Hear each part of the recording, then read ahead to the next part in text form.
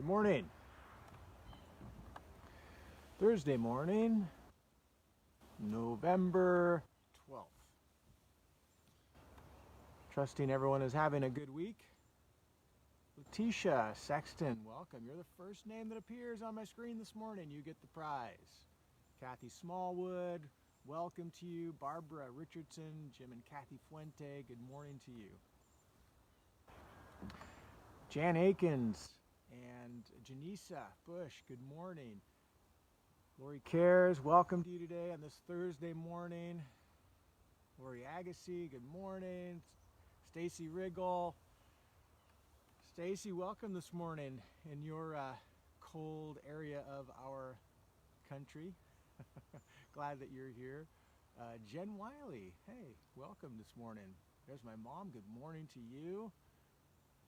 Karen Lowe, morning. Oh, the microphone. Yeah, I think I have a theory. Tell me if my mic works. I don't think it's my microphone. I think it's the port in the bottom of my phone that might have some corruption in there. So I'm not sure if the connections always consistently are there. Debbie King, welcome. Sally Crocker. Okay, good. So the mic is working better. Great. Thank you for that feedback. I have no way of monitoring whether the mic works, so you guys are my monitor. So thank you for letting me know when the mic's not working. Carmen Lego, good morning. I don't know if I'll spray some WD-40 in there. I don't know what to do with it. I'm going to explore some different things. I'm not in a place of getting rid of my phone yet or upgrading. I'll hold on to this as long as I can. So this morning we are back in the Sermon on the Mount. Steve Hauser, Steve and Andrea, welcome this morning. Chapter 7 of Matthew, in Jesus' sermon, it's the climactic section of Jesus' Sermon on the Mount. And there's so many gold nuggets in this chapter, but these last few teachings, as Jesus is wrapping up this time, they're warnings as much as encouragements. And so, we talked about Jesus. It was yesterday that we talked about the narrow and the wide gate. There's choices we're going to make in this life, and make sure that you're finding and entering and walking the narrow path, because few find it, and wide and easy is the road that leads to destruction.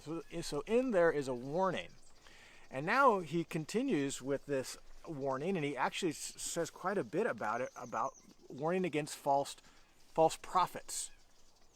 He says in verse 15 of chapter 7, "Beware of false prophets who come to you in sheep's clothing, but inwardly are ravenous wolves. You will recognize them by their fruits. Are grapes gathered from thorn bushes or figs from thistles? So every healthy tree bears good fruit, but the diseased tree bears bad fruit. A healthy tree cannot bear bad fruit, nor can a diseased tree bear good fruit. Every tree does not bear good fruit is cut down and thrown into the fire." There's your warning. Beware of false prophets. You'll know them by their fruit, and if they're producing bad fruit, don't follow them. Trees that are diseased and bearing bad fruit, they're worthless. They're not being used according to their purpose, right? So they just need to be cut down. Thus, you will recognize them by their fruit. So this is a passage. I want to say a couple different things about this passage because of its warning, its judgmental nature, and we can sometimes use this passage wrongly, I think. But let's start at the surface level of what Jesus is saying. He's saying there are people who pretend to be Christians. Not your average everyday Joe out there claiming to be a Christian. We're talking about people who are in leadership responsibilities, who are influencers, who are claiming to be Christian, and they have a following, and they're leading people down a particular path. Now, Jesus has already said, wide is the road that leads to destruction, and we mentioned yesterday that he he has in this whole sermon been calling out the hypocrisy of the Pharisees. Those were the spiritual leaders of his day. And what was the fruit of the Pharisees' life? Now, on the outside, they looked like they were the trendsetters. They were the most religious people there. They were the standard. And everybody, if you called yourself a Jew, if you believed in the one true God, they were the ones who you looked to understand, how do I live out my life? And in this era of Jewish history, the Jewish people were very messianic. Lots of apocalyptic literature is being written during this time. They are looking for a Messiah. And so all the people are looking to the Pharisees to help them identify who that is. So it's who everybody's looking for in this period of Jewish history. And so what is the fruit that is being communicated by the Pharisees' life? As a prophet, they should be pointing the way to identifying Messiah. And in this, they fail miserably.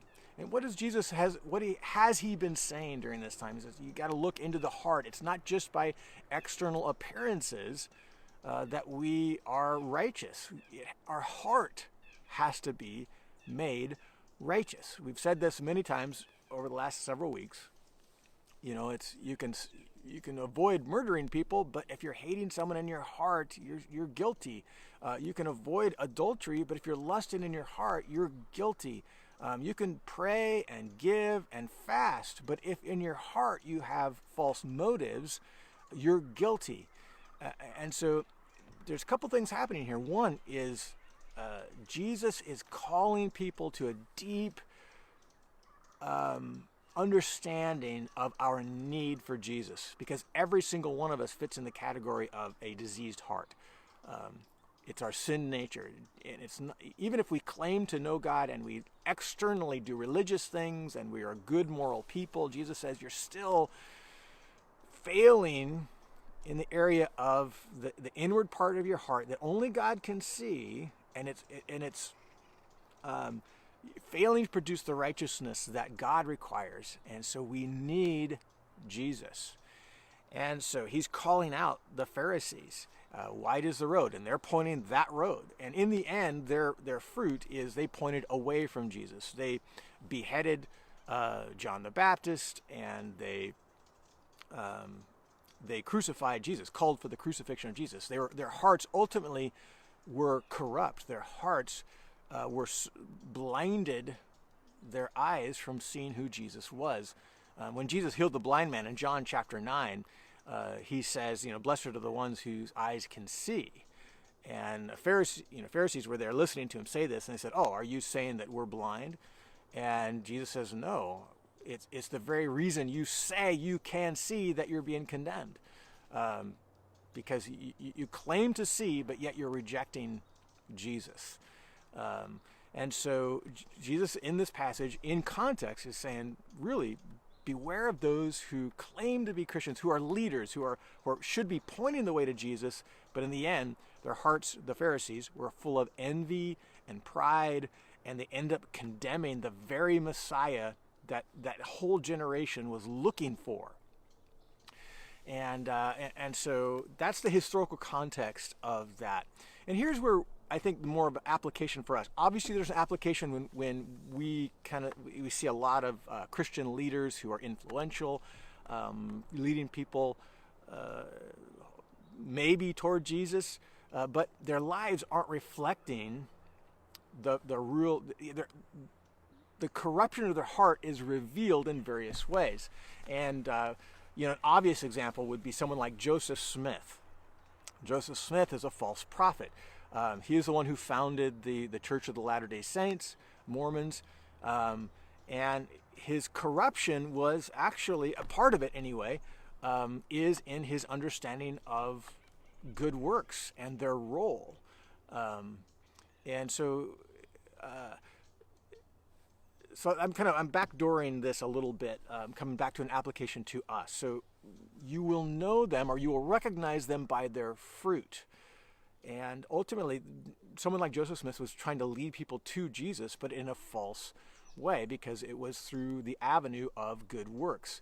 You do all the good works you can, and where your good works fall short is where the grace of God makes up that last bit of difference to get you to heaven.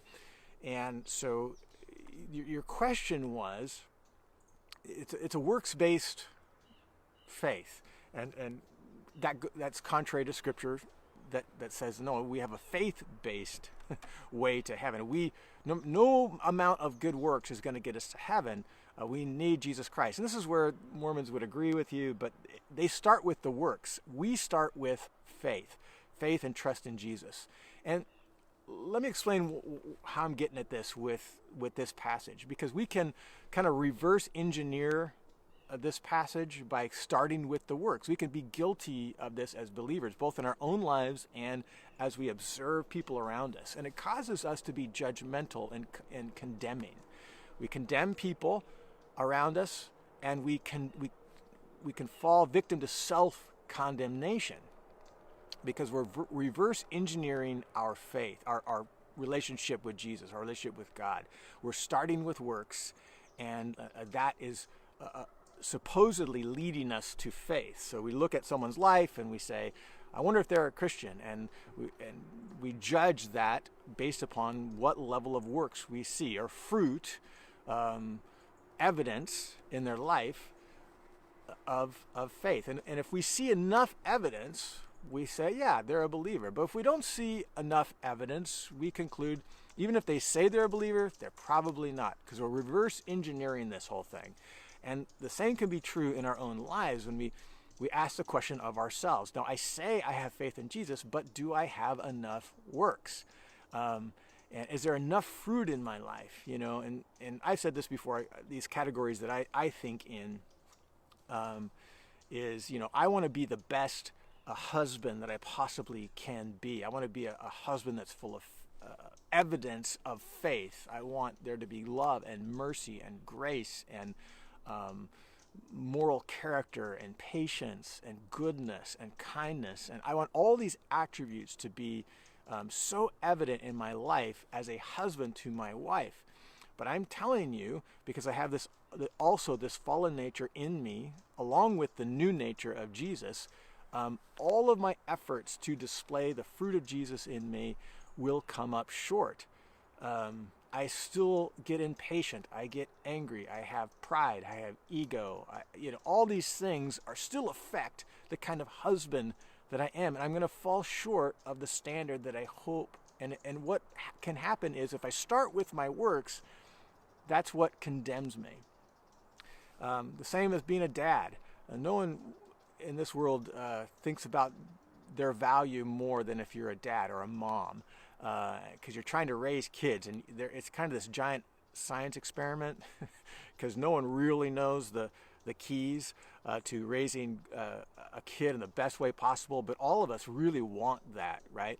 And all of us as parents are never more aware of our shortcomings as when our kids can push our buttons and do things that test us, and then they make choices, and we falsely kind of, right or wrong, we take responsibility for our kids' choices, and when in reality they're making their own free will choices. They have their own little sin natures that they're dealing with.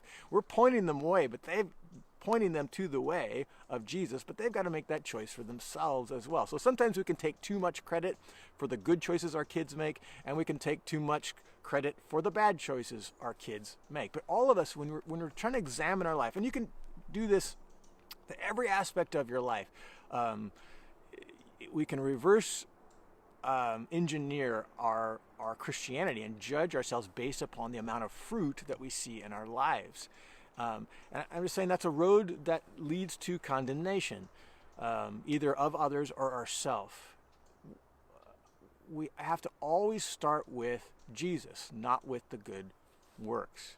And good works will always follow someone who has faith in Jesus.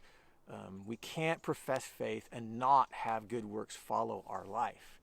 But we have to start with Jesus. I need Jesus every single day. I wake up every day, and a part of my daily routine, and many times throughout the day I do this, is I confess my need for Jesus. I confess my sin. I confess that I have fallen short of the righteousness that God requires. And I confess that to God. There's sometimes I can identify a particular sin as like, oh man, I fell short in that area. But there's oftentimes I just confess to God sins that I've committed that I actually was unaware of. I don't know what sins I'm committing before you, God, but I know my heart. I know how my mind works and all that, and even self-deception and so on. God revealed to me, but I confess that sin before God. God, I know that I fall short every single day. Until I see you face to face, I'm going to live in this body which shares a corrupt nature with the new nature. And this is why Paul said in Galatians, talking about the fruit of the Spirit, we like to quote Galatians chapter 5, is it 22 and following? But the fruit of the Spirit is love, joy, peace, patience, kindness, goodness, faithfulness, gentleness, self-control, right? If you're exhibiting these characteristics, you're exhibiting the fruit of the Spirit. But Paul also says that we can simultaneously be sowing to the flesh, and the works of the flesh, he said, are also evident. Envy, strife, malice. A believer, a true and genuine believer, can also be exhibiting those other fleshly evidences that the flesh is still there. We're still corrupt. And so if we're only evaluating our life based upon the level of, is the fruit of the Spirit more evident in my life, or the evidence of the flesh more evident in my life? And on any given day or even a given moment, sometimes the scale tips this way and sometimes it tips this way.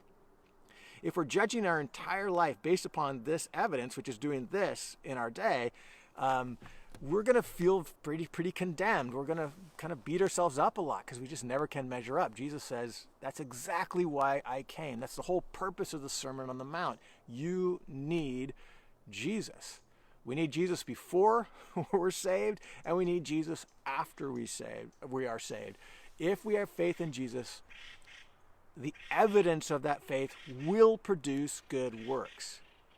You can't say you have faith and not have the evidence of that faith displayed in your life. And our desire is to let it be displayed in every part of our life. But we have to start with Jesus, and the good works follow. We can't start with the works, which sometimes are like this, and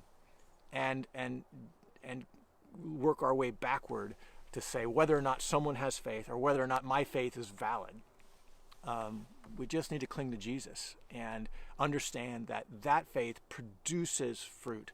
We will recognize people by their fruit, but be careful to judge and judge yourself based upon the level of fruit, because how much fruit is enough? No amount of fruit is enough when you start with Jesus. We need Jesus every day. And so I want us to have peace. I want to have peace in my relationship with God. And part of my peaceful coexistence with faith in Jesus is a right understanding of my sinfulness and my need for Jesus today. And so bear good fruit. Allow the Spirit to penetrate every part of your heart and life. And may there be an abundance of evidence of faith by the things that we do, the things that we say. Because the things that we do, the things we say are reflections of what's in our heart. May our heart be good. If the tree is good, it'll bear good fruit. And I pray that that's evident in your life today. But as you judge your own heart, judge by Jesus. Start with faith. We need Jesus, and allow the fruit to be evident in an increasing way. That's the scriptures say that repeatedly in the New Testament. Whatever you're doing that displays your faith, that's great. Do more. But if we're measuring by our fruit, doing more, you'll never do enough. We need Jesus. So that's kind of a tricky way to look at things, but maybe tricky is not the right word, but it's a controversial thing. And I say, When you're examining prophets, people that are in leadership and so on, you have to see the evidence of their heart in their life and their message.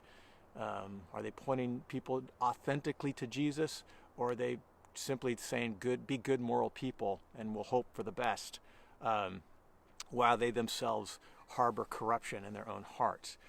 In our own lives, start with Jesus and produce the fruit that is evidence of the Spirit: love, joy, peace, patience, goodness, kindness. Do it in increasing ways, but recognize we still need Jesus.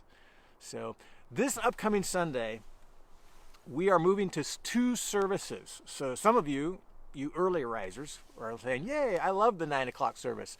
So yeah, we're going to have 2 services beginning this Sunday, 9 a.m. and 10:30. Amador County has moved back into the red tier with some increased restrictions due to a rise in COVID cases in our local area. So if you are going to be with us on Sunday, recognize that you have 2 options this Sunday: 9 a.m. service and 10:30. And hopefully many of us will choose the 9 a.m. service to give us a chance to spread out a little bit more. It's been so fun to have full services, but in the red tier, we need to make sure we're spreading out even more. So God bless you today, and we'll see you on Sunday. And if not, we'll see you back here Monday morning.